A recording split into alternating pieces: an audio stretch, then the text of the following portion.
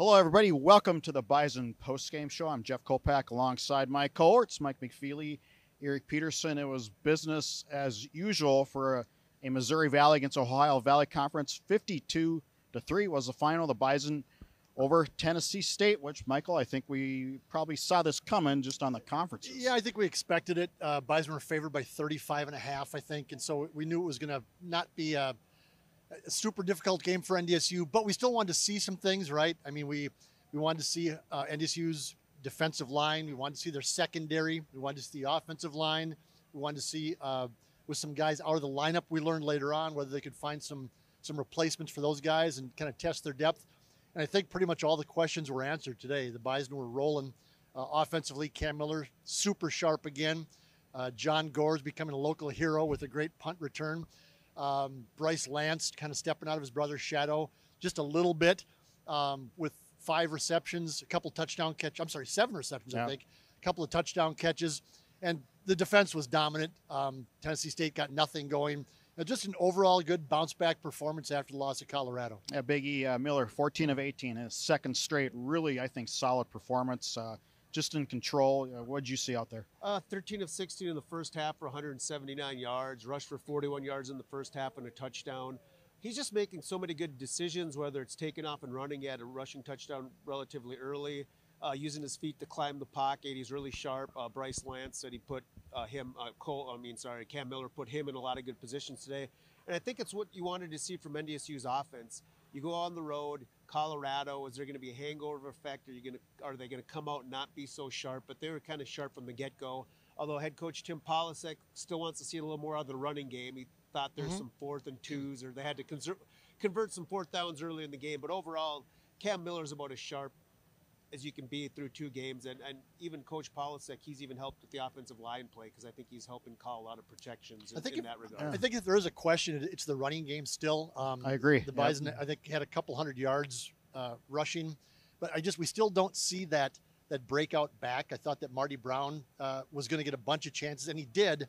I just don't know if we saw out of the run game what we needed to see. I expected more like a 350-yard type game. Coach Polasek said the numbers are going to look good at the end, but I think Nathan Hayes had a 51-yard touchdown run late. And that was the leading rusher. One carry for 51 yards was your leading rusher. Peter Haugo probably had 40, 50 yards late. And for most of the game, I think Cam Miller was still the leading rusher. Marty Brown might have got ahead of him a little bit. But Coach Polasek said at the beginning of the year, he wants the poster on the guy on the poster running back, and NDSU still hasn't found that guy yet. I want to get back to Bryce Lance because we've seen it all fall and we've heard all fall. This is going to be his year. This is going to be his year, and I think we saw it today. Yeah, I think we saw flashes of it in Colorado, except that the guy defending him most of the game was a kid named Travis Hunter, who was pretty good. So, but he still had 3 catches, I think, for 40 yards or something against Colorado. Made a couple nice grabs there. But today, against obviously a much lesser opponent and much lesser defensive backs, Bryce Lance kind of had that breakout game. His first catch was a little 8-yard hitch. He made a guy miss, broke a tackle, took off for 25 yards down the sidelines. He kind of went, oh, okay, that's okay. Later on over in this end zone corner over here. That was a play. He made a great play over a defensive back, went up, grabbed the ball over him. The defensive back came straight down, tapped his toes, got the touchdown. And then later on scored in kind of a slant across the middle for a touchdown. But at 6'4", he showed what NDSU needed to see, that he can be a bigger receiver and catch the 8-yard ball for a first down, or go into the end zone and go over the back of a 5'11" defensive back and make a catch on a throw from Cam Miller. And so it's early. The competition was not superb today, but 10 catches in 2 games. I think he's averaging probably 70 yards a game receiving.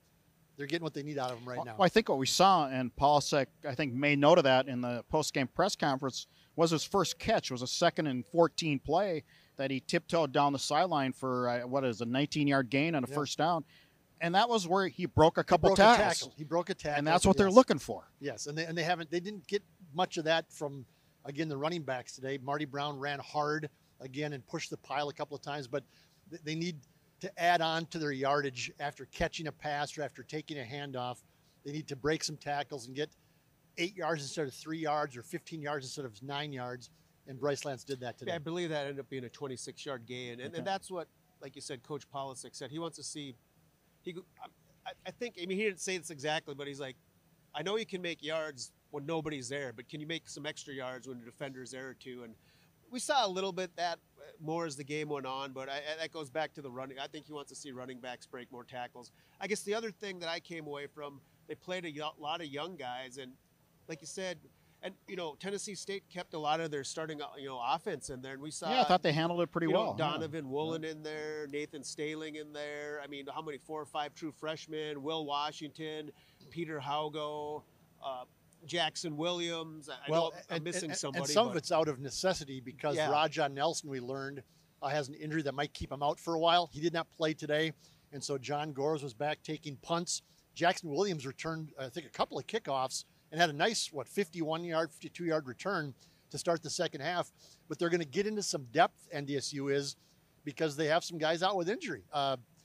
Logan Kopp did not play today, although it doesn't sound serious, but we got to see Marcus Gully play more. And Donovan Woolen in the second half for being 6'3", he looks rangy. He's rangy. Yeah. I hate to raise the name because I'm not saying he's the same player, but he looked physically a lot like Jabril Cox in the field in the second half. Nick Kubik didn't play either. He'll be back. He had a laceration against I Colorado. feel like if it was a playoff game, those guys would have played. Yep. So one of those things. Yeah, he said Logan Kopp was like 80-85%, so I'm sure they want. And he's actually, Tim Polisic phrased it, he was actually excited. He wanted to see how some of these young guys, how this depth would play out. And another young guy I brought up was Eli Ozick. He started to call him a weapon. What was he had 6 or 7 touchbacks? Yep. Hit a 51-yard field goal. Yep. So just one of the kids in the press conference is Toby Aneni, one of the defensive ends for NDSU, and that's another guy who's a young guy, and they're building depth at different positions with some really young guys, and that it bodes well for now, but it also bodes well for later in the season in the future. Before we wrap it up, I want to touch a little bit here on the feel-good story. I thought was John Gores. Yeah, I may be a little biased because he's 5'5" and making a maybe, but. I thought he belonged. I mean, he dropped the punt, but then he's hard to handle. I mean, at 5'5", and he can juke it a little bit. He maybe needs to be ready to make some more fair catches back there. I thought on some of the punts, and he maybe doesn't need to drop the ball and pick it up and then run down the sidelines. But in a pinch situation where they needed somebody to return punts, he acquitted himself very well. And it is a great story. Walk on. And Polisic teared up talking about him. He got kind of choked up, and Cam Miller said that John Gores is what Bison Pride is all about. Local kid that walked on and is finding a role for himself on the team. Again, I'm not going to compare him player-wise yet, but stylistically, it reminds me a little bit of a Ryan Smith, maybe a Tim Dwight, a former Iowa punt returner, kind of a more stocky guy with some quickness. So he, like you said, he showed up pretty well today. Well, that'll do it. Again, NDSU 52, Tennessee State 3. We're on the road. Another Tennessee team, East Tennessee State, Johnson City, Tennessee. Until then, we'll see you then. This is a post-game show. This is Jeff Kopak along with Mike McFeely and Eric Peterson.